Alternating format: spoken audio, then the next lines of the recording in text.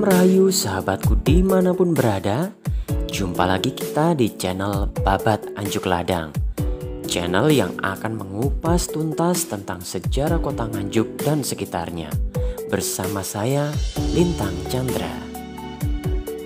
Sahabat, kali ini saya akan mengupas tentang sejarah Kadipaten Posono yang berlokasi di Desa Pakuncen, Patian Rowo. Namun sebelumnya saya ingin memberikan disclaimer bahwa konten ini semata-mata adalah kajian sejarah dan tidak dimaksudkan untuk mendiskreditkan pihak manapun. Kajian sejarah ini berbasis pada bukti dan arsip-arsip otentik yang terkait. Jika kemudian ada perbedaan pendapat, maka hal itu wajar terjadi dalam suatu kajian sejarah. Saya pun siap untuk dikoreksi manakala ada bagian dari ulasan ini yang dianggap tidak tepat. Mari kita ciptakan literasi sejarah yang baik dan sehat dalam masyarakat. Saat ini beredar artikel bebas di dunia maya yang menulis tentang sejarah Kadipaten Posono. Bahkan sejarah tersebut juga dimuat di website Dinas Perpustakaan dan Kearsipan Jawa Timur dengan platform Pusaka Jawa Timuran. Secara singkat, sejarah Kadipaten Posono adalah sebagai berikut. Tahun 1651, seorang santri bernama Nur Jalipah membuka lahan di wilayah Patian Rowo. Kemudian, ia membangun sebuah masjid dan pondok pesantren di sana. Pondok pesantren yang dipimpin Nur Jalipah semakin hari semakin ramai dan perkampungan tersebut kemudian dinamakan Desa Kauman. Tahun 1700 datanglah Raden Tumenggung Purwodiningrat dari Mataram Ngayogyakarta ke Patian Rowo atas perintah Paku Buwono I untuk mendirikan kota kepatihan di wilayah tersebut. Akhirnya terjadi kesepakatan antara Raden Tumenggung Purwodiningrat dengan Nur Jalipah dan para santrinya untuk mendirikan kadipaten yang disebut dengan Kadipaten Posono, di mana Raden Tumenggung Purwodiningrat menjadi adipati pertama dan Nur Jalipah menjadi patihnya. Selang beberapa waktu kemudian, Permaisuri Raden Tumenggung Purwodiningrat wafat dan dimakamkan di Kadipaten Posono. Kemudian desa di lokasi makam diberi anugerah sebagai desa perdikan atau desa bebas pajak. Nur Jalipah diangkat menjadi juru kunci makam keluarga Raden Tumenggung Purwodiningrat, sehingga Desa Kauman berganti nama menjadi Desa Pakuncen. Raden Tumenggung Purwodiningrat dipanggil kembali ke Mataram Ngayogyakarta, kemudian ia ditugaskan menjadi adipati di Magetan. Kadipaten Posono semakin berkembang dan pusat pemerintahannya dipindah ke selatan. Kemudian namanya berubah dari Kadipaten Posono menjadi Kadipaten Kertosono. Makam istri Raden Tumenggung Purwodiningrat di Pakuncen kemudian dikenal oleh masyarakat dengan sebutan Makam Tumenggung Kopek. Makam tersebut dijaga dan dirawat oleh keturunan Kiai Nur Jalipah sampai hari ini. Demikianlah kisah sejarah Kadipaten Posono yang beredar di dunia maya. Konon kabarnya kisah sejarah ini didukung oleh kalangan keluarga Keraton Yogyakarta. Walaupun demikian, informasi sejarah ini tetap patut untuk diuji kebenarannya berdasarkan dokumen-dokumen sejarah yang sejaman. Hal ini penting dilakukan mengingat situs Makam Tumenggung Kopek sekarang sudah dinyatakan berstatus sebagai bangunan cagar budaya oleh Pemda Nganjuk. Kali ini saya akan menanggapi tentang sejarah Kadipaten Posono. Karena itu tonton terus video ini sampai habis. Hal pertama yang patut dipertanyakan adalah apa benar nama Kadipaten Kertosono berasal dari kata Posono? Dan apa benar Kadipaten Kertosono baru muncul pada sekitar tahun 1700? Hal ini menurut saya bertentangan dengan dokumen-dokumen sejarah yang ada.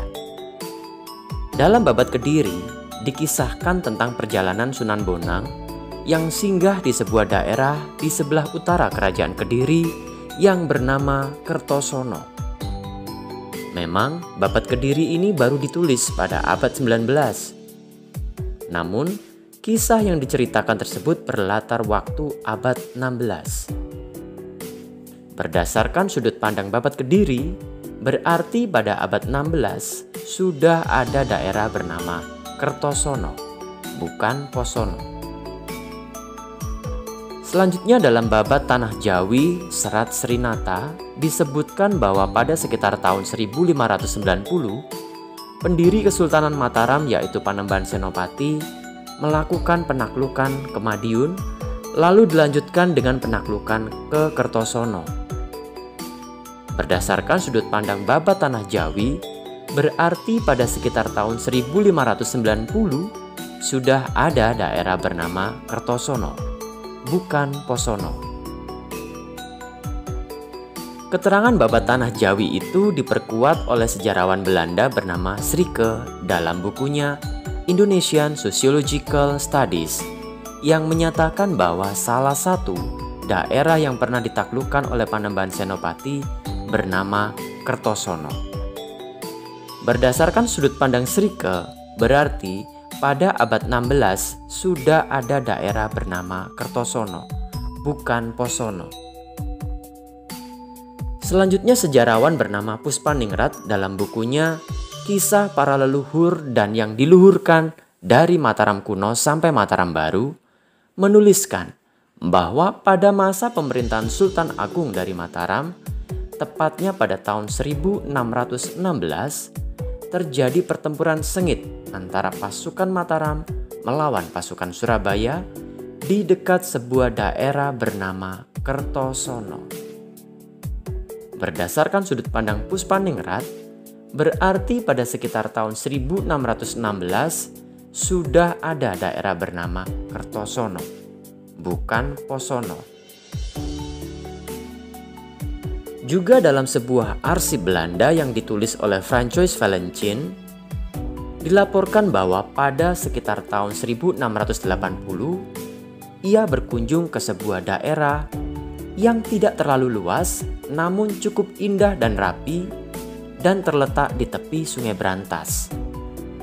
Daerah itu bernama Kartasana atau Kertosono.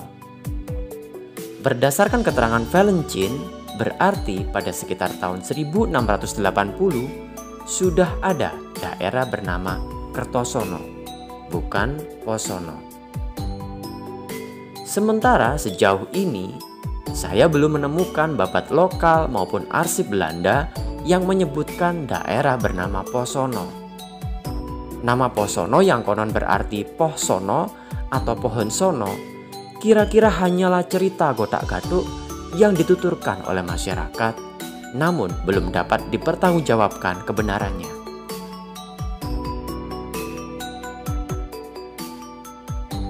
Hal kedua yang patut dipertanyakan adalah apa benar Kecamatan Patian Rowo adalah kota lama Kertosono? Maksudnya yaitu bekas pusat pemerintahan Kertosono di masa lalu. Hal ini ternyata dibenarkan berdasarkan peta Belanda tahun 1855 yang menyebutkan bahwa Kecamatan Patian Rowo sebagai kota lama di wilayah Kertosono. Jika ditinjau dari toponimi Patian Rowo, memang bisa diartikan daerah tersebut adalah sebuah kota kepatihan atau pusat pemerintahan. Persis di sebelah timur desa Pakuncen terdapat Dusun Sentanan yang terletak persis di tepi Sungai Brantas. Toponimi Sentanan bisa diartikan sentono atau istana. Besar kemungkinan di Dusun Sentanan ini adalah bekas lokasi pusat pemerintahan Kadipaten Kertosono di masa lalu.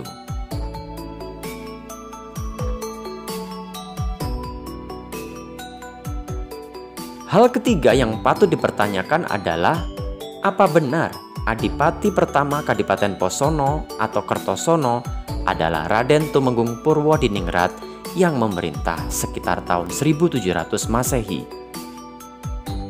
Dalam kisah sejarah Kadipaten Posono yang beredar di dunia maya, disebutkan bahwa Raden Tumenggung Purwodiningrat datang dari Keraton Mataram Ngayogyakarta pada tahun 1700 untuk membangun kota kepatihan di Patian Rowo atas perintah Pakubuwono I. Hal ini tentu janggal karena pada tahun 1700 Kesultanan Yogyakarta belum ada. Kesultanan Yogyakarta baru terbentuk pada tahun 1755 sebagai mandat dari Perjanjian Giyanti. Pakubuwono I juga bukanlah Sultan Yogyakarta, melainkan Susuhunan Kartasura. Jadi, siapakah sebenarnya tokoh Raden Tumenggung Purwodiningrat yang pernah menjadi adipati di Kertosono? Menurut arsip silsilah Keraton Yogyakarta yang disimpan oleh juru pelihara makam Tumenggung Kopek di Pakuncen, diketahui bahwa Raden Tumenggung Purwodiningrat adalah Adipati Magetan yang sekaligus merupakan mertua dari Sultan Hamengkubuwono II. Jika Raden Tumenggung Purwodiningrat hidup sejaman dengan Sultan Hamengkubuwono II yang lahir pada tahun 1750, maka secara logika tahun kelahiran Raden Tumenggung Purwodiningrat juga tidak terpaut jauh dari tahun 1750. Hal ini ternyata dibenarkan oleh Peter Carey dalam bukunya The Power of Prophecy, Prince Diponegoro, and the End of an Old Order in Java. Di sana disebutkan bahwa Raden Tumenggung Purwodiningrat lahir pada sekitar tahun 1750. Ia adalah putra dari Tumenggung Sosrowinoto dari Pasuruan.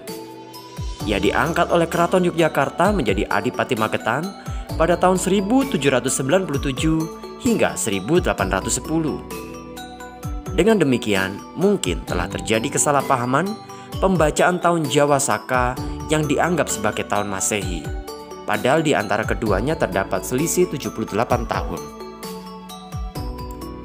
Jika angka tahun 1700 dibaca sebagai tahun Jawa Saka, maka jika dikonversi menjadi tahun Masehi adalah tahun 1778. Di tahun tersebut itulah Raden Tumenggung Purwodiningrat pernah menjabat sebagai adipati di Kertosono. Kemudian pada tahun 1797 barulah dipindah tugaskan sebagai adipati di Magetan hingga akhir hayatnya. Kendati Raden Tumenggung Purwodiningrat pernah menjadi adipati di Kertosono, namun ia bukanlah adipati Kertosono yang pertama. Menurut arsip catatan François Valencin, pada sekitar tahun 1680, penguasa Kertosono bernama Raden Ngabei Wiradirja. Tokoh adipati Kertosono yang lain tercatat dalam buku Perang Cina dan Runtuhnya Negara Jawa karya Dr. Willem G.J. Remlin, di mana disebutkan bahwa pada tahun 1726 nama adipati Kertosono adalah Demang Surengpati atau Raden Ngabei Kromowijoyo, putra dari Tumenggung Mataun. Kemudian pada tahun 1734, jabatan Adipati Kertosono digantikan oleh Raden Wongsokusumo. Semua adipati-adipati tersebut memerintah Kertosono di masa pusat pemerintahan masih berada di kota lama, yaitu di Patian Rowo. Disinilah alur sejarah Raden Tumenggung Purwodiningrat dimulai. Pada tanggal 13 Februari tahun 1755 terjadilah Perjanjian Giyanti dan Sultan Hamengkubuwono I mendirikan Kesultanan Yogyakarta. Berdasarkan Perjanjian Giyanti, ditetapkan bahwa Kertosono termasuk dalam wilayah Kesultanan Yogyakarta. Kira-kira pada tahun 1778, Sultan Hamengkubuwono I mengutus Raden Tumenggung Purwodiningrat, putra Tumenggung Sosrowinoto dari Pasuruan, untuk menjadi adipati di Kertosono. Namun tidak lama berselang, istri Raden Tumenggung Purwodiningrat yaitu Raden Ayu Purwodiningrat wafat dan dimakamkan di Desa Kauman, Patian Rowo. Desa tersebut kemudian diberi nama Desa Pakuncen. Sultan Hamengkubuwono I kemudian meminta Raden Tumenggung Purwodiningrat kembali ke Keraton Yogyakarta untuk menjadi patih dalem di Keraton Yogyakarta. Sultan Hamengkubuwono I juga menjodohkan Gusti Raden Mas Sundoro dengan putri Raden Tumenggung Purwodiningrat. Pada tahun 1792, Gusti Raden Mas Sundoro naik tahta bergelar Sultan Hamengkubuwono II dan putri Raden Tumenggung Purwodiningrat yang dinikahinya bergelar Gusti Kanjeng Ratu Kedaton. Kemudian pada tahun 1797, Raden Tumenggung Purwodiningrat diutus oleh Sultan Hamengkubuwono II untuk menjadi adipati di Magetan hingga akhir hayatnya pada tahun 1810 dan dimakamkan di Pacalan, Magetan. Mengenai riwayat Raden Ayu Purwodiningrat yang dimakamkan di Pakuncen, menurut Arsip Kesultanan Yogyakarta, ia adalah ibu dari Kanjeng Ratu Kedaton, permaisuri Sultan Hamengkubuwono II. Ia sendiri tercatat sebagai keturunan dari Raja-Raja Surabaya. Minimnya catatan sejarah tentang Raden Ayu Purwodiningrat membuat riwayat hidupnya dituturkan secara campur aduk dengan legenda Macan Kopek atau Harimau Putih. Itulah sebabnya makam Raden Ayu Purwodiningrat kemudian dikenal dengan sebutan Makam Tumenggung Kopek. Tentu saja cerita legenda ini tidak bisa dijadikan sebagai acuan sejarah yang benar.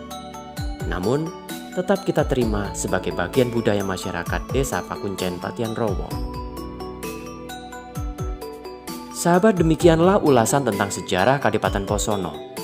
Ikuti terus konten-konten selanjutnya di channel Babat Ancuk Ladang. Saya Lintang Chandra undur diri, salam rahayu dan jayalah Ancuk Ladang.